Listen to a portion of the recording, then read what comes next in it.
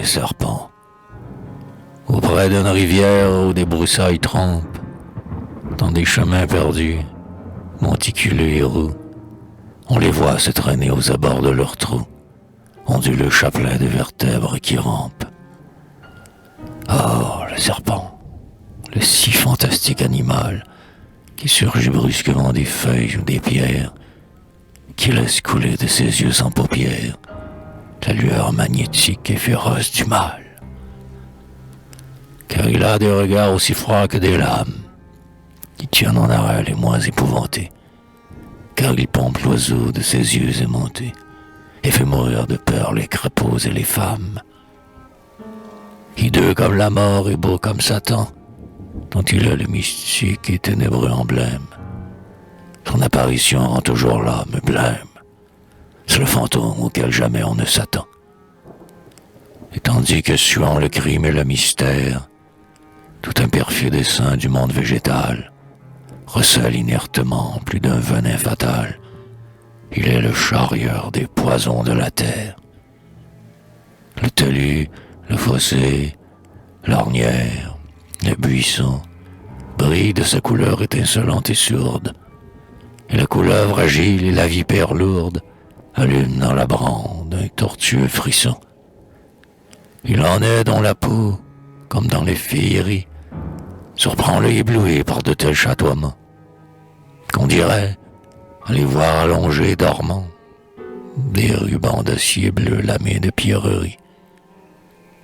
Complices de la ronce et des cailloux coupants, ils habitent les prés, les taillis et les berges, et l'on voit dans l'horreur des grandes forêts vierges maints troncs d'arbres rugueux cravatés de serpents. Là, non loin du python qui fait sa gymnastique, le bois, par un ciel rutilant et souffré, digère à demi-mort quelques buffles engouffrés dans l'abîme visqueux de son corps élastique. En hiver, le serpent s'encave dans les rocs. Il va s'ensevelir aux crues pourries de l'arbre, où roule en bracelet son pauvre corps de marbre, sous les tas de fumier que piétinent les coqs. Mais après les frimas, la neige les brune, il gagne les ravins et le bord des torrents. Il remonte le dos écumeux des courants et grimpe, ainsi qu'un lien, au vieux mur en ruine. Comme un convalescent par les midis bénins, parfois il se hasarde et rôde à l'aventure, impatient de voir s'embraser la nature pour mieux inoculer ses terribles venins. Alors, du fouillis d'herbe au monceau de rocailles, bougeur sobre et muet, sournois et cauteleux, il rampe avec lenteur et s'arrête frileux, sous le soleil cuisant qui fourbit ses écailles. Solitaire engourdi qu'endort l'air étouffant, il écoute passer la brise insaisissable, et les crépitements d'insectes sur le sable bercent son sommeil long comme un sommeil d'enfant. Réveillé, le voilà comme une ombre furtive, qui se dresse en dardant ses crochets à demi, et qui, devant la proie ou devant l'ennemi, siffle comme la bise et la locomotive. Mais il aime le sol et la lumière. Il est le frôleur attendri des mondes et des roses.